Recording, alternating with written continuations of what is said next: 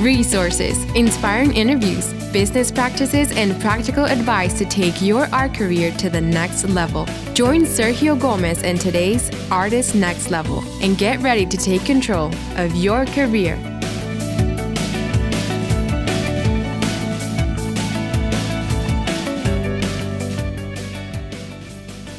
Well, hello, my next level friend. Welcome to a brand new episode of the Artist Next Level podcast. This is a special edition episode in which I am interviewing artists from around the world as they are stuck at home during the coronavirus lockdown. And today I have the pleasure to have a wonderful conversation with Elizabeth Briel. She's joining us all the way from Hong Kong, and it's going to be awesome. We're going to talk about poetry. Well, hi, Elizabeth. Good to see you today. Thank you for joining us. How are you? Well, how are you? It's midnight my time, so a little sleepy, but it's great to be up chatting with such a positive, positive character. Excellent. Well, I know after this you can go and have a great rest.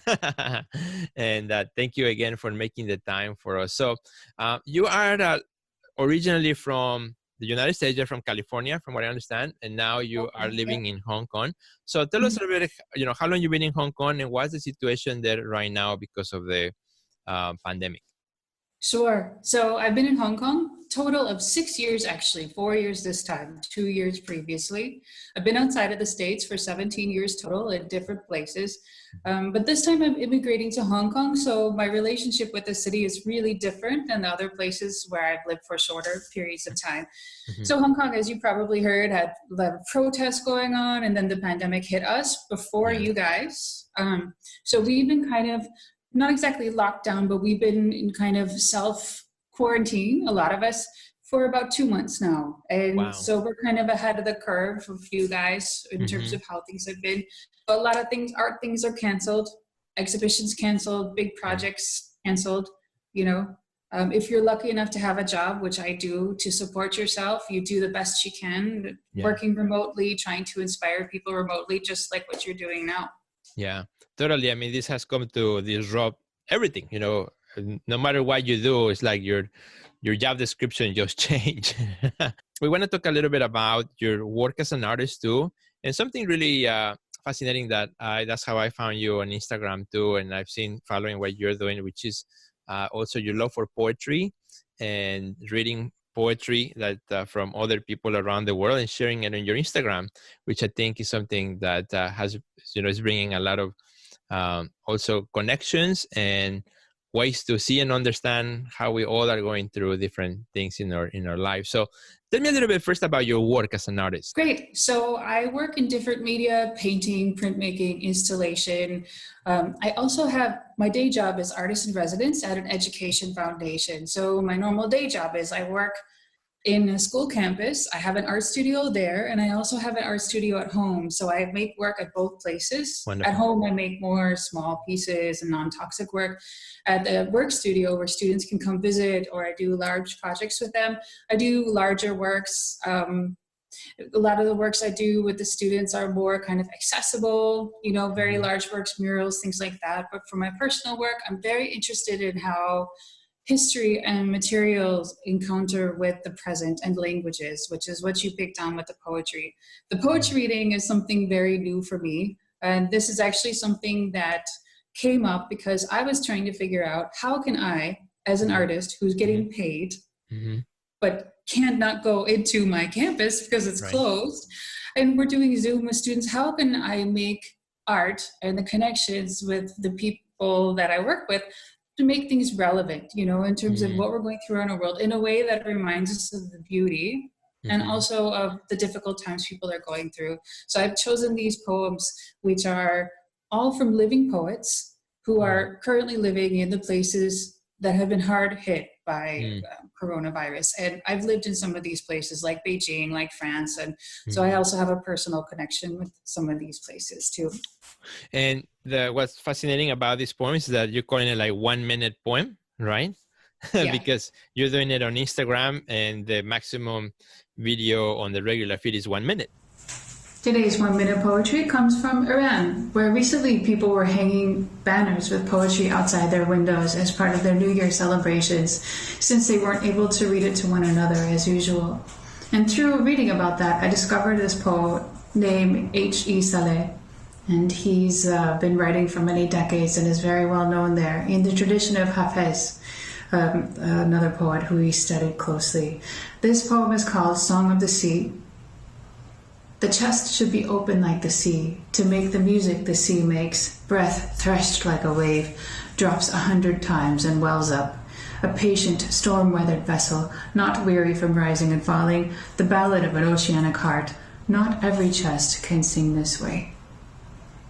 Iran has gone through a lot recently for many reasons, and the coronavirus is just the latest. Thinking of them during these difficult times. Happy New Year. So how many poems have you shared? When did you start it? And are you doing them, like, do you have a specific time frame in which they are released? Tell me a little bit about the specifics. Yeah, so it's basically Monday through Friday. I post one a day, film one a day. Typically, I just started a week and a half ago, so this is a very new thing for me. I used to work as a radio DJ in Cambodia, so I've done. Oh, really? Yeah, I moved there to be near Angkor Wat years ago. And so I have some experience using a professional microphone like you, and I liked it, so I thought, why not share some of these just 1 minute segments, because we all have short attention spans. Right. The kids who are learning online, they have no attention span. They're Right. exhausted. Their parents are exhausted. Teachers are exhausted.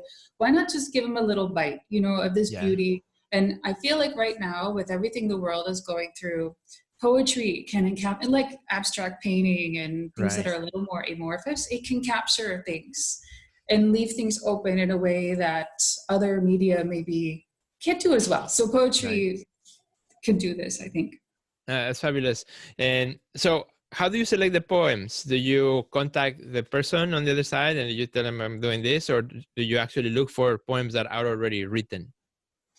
That's a good point. So typically I've been reading poetry that's already been published. And actually I do need to check more with the publishers, but that they're always available online. Actually Mondays will be Chinese poet Sichuan, who's and my friend is a translator of his poetry. So the translator gave me permission to read the whole poem. It'll be like 5 minutes. Okay. But it's all about face masks, and it's so relevant to our time. So we will have the 5-minute poetry on Monday.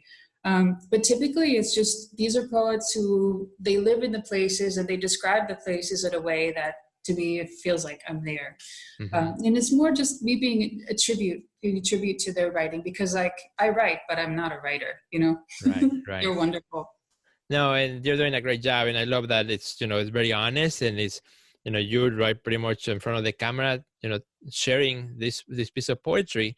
And then of course, introducing us to the poet who wrote it through the text. So tell me a little bit about, how has the feedback been so far? And also on a personal level for you, how has it helped you cope, in your own life by doing this? Sure. So it's been, actually this stemmed from early videos I was doing for the community that I work with, documenting my painting. And then the videos took so long to make, and they just got really repetitive. I thought, let me just do one take. Well, actually sometimes it's 20 takes, but 1 minute, no cuts, no editing, just do it right there and just put it out there, So it's not very polished, but it's just out there, and it kind of gives a structure to my day. Okay, this time of day I'll be doing the 1 minute reading, and try it 10, 20, 30 times, And it also helps me to, especially in the languages that I don't speak very well or haven't for a long time, like Italian or Mandarin, it's nice to practice and to hear the rhythm of the language and to realize that what I need to work on. And it's also to show, hey, just try. You don't have to be perfect at everything. People appreciate when you try to speak the language that they're speaking. I'll do some Spanish next week as well, because of course Spain has been hit very hard too. Right. No, that's lovely. I love that. And I think it's totally true what you said about, that kind of brings also structure to the day, because as we are all, and for us, it's only like we're in the 4th week now. For you, 2 months, that's very long. I cannot imagine, right? That just yet. But, pretty quickly, Monday, Friday, Wednesday, it all looks the same.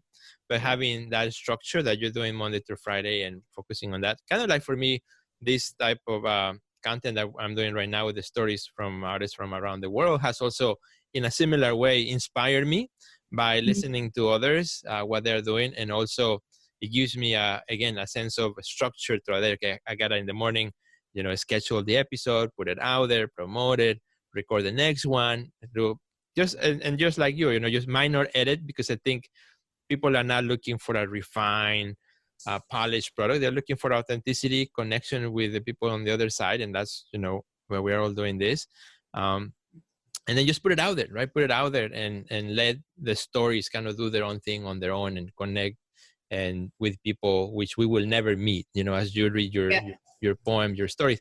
I first saw it, I read it, and I had never talked to you. I had never come across, until I started looking at your poetry. And, now we can chat about it, right? But how many people that you will never know have been touched by the poetry that you're reading? So your 1 minute, effort, although there's many, many more minutes behind that, but that 1 minute of content that's out there, could make huge difference on somebody's life that particular day. And I think that's remarkable.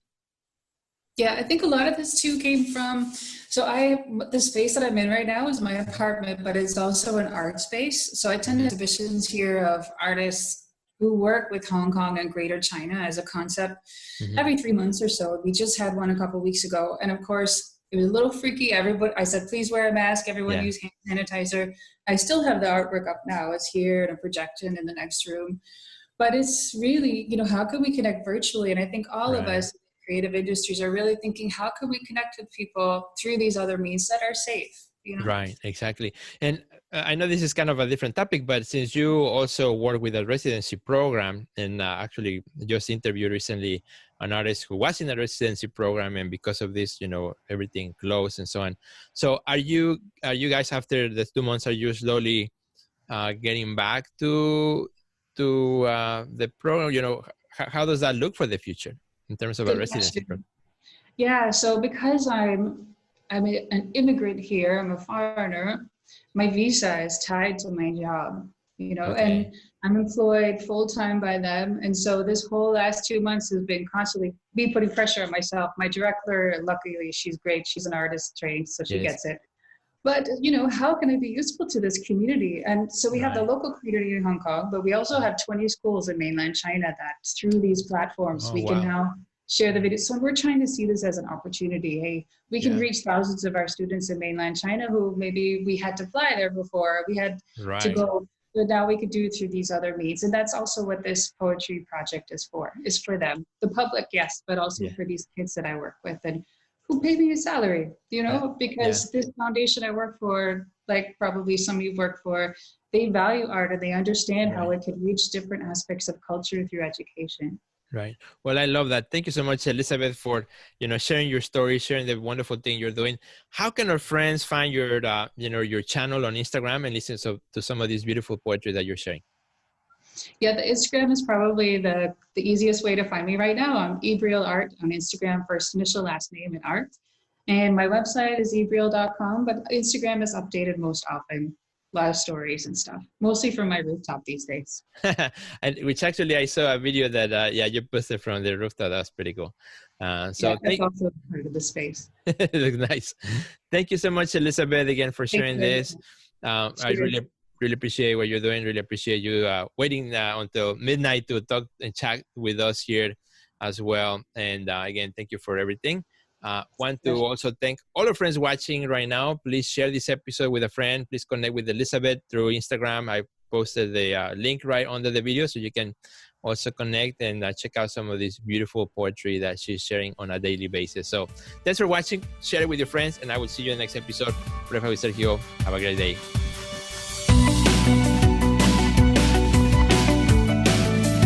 Check out our website at www.theartistnextlevel.com, where you will find our podcast library, learn about our upcoming webinars, find resources relevant to your career, and much more. Thanks for listening to today's podcast, and we'll see you at the next level.